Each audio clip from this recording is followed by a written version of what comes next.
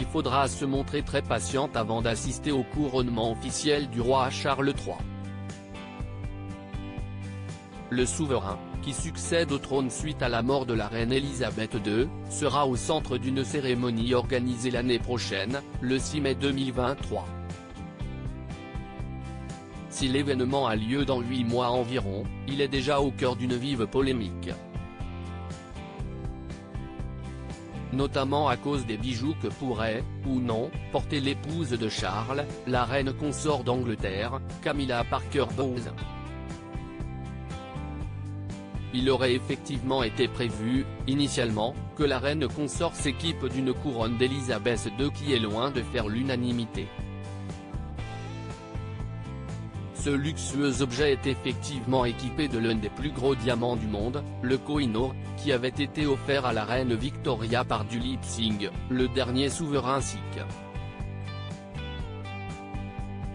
Hors de prix, ce bijou de 105 carats avait été incrusté dans la couronne en 1937, auprès de 2800 autres petits diamants. Mais il pourrait en être prélevé pour considérations politiques délicates. C'était l'accord qui avait été passé il y a plusieurs années. Il y aurait du grabuge autour du diamant Koh-i-Noor, entre l'Angleterre et l'Inde, pour savoir qui en est réellement le propriétaire, d'autres pays du continent asiatique se mêlant, en plus, à l'histoire.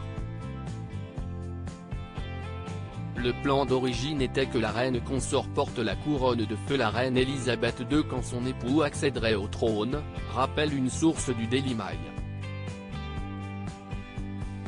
C'était l'accord qui avait été passé il y a plusieurs années, quand l'idée que la duchesse de Cornouailles deviendrait reine consort a commencé à émerger.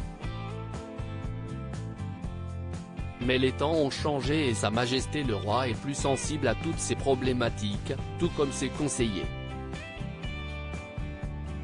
Il y a une certaine tension autour de toutes ces affaires, particulièrement à l'égard de l'Inde. Le 6 mai 2023, tous les regards seront tournés vers le roi Charles III et son épouse, la reine consort Camilla. Cette dernière a encore plusieurs mois pour songer à une solution de secours qui ne rappellerait, à personne, le passé colonialiste du Royaume-Uni.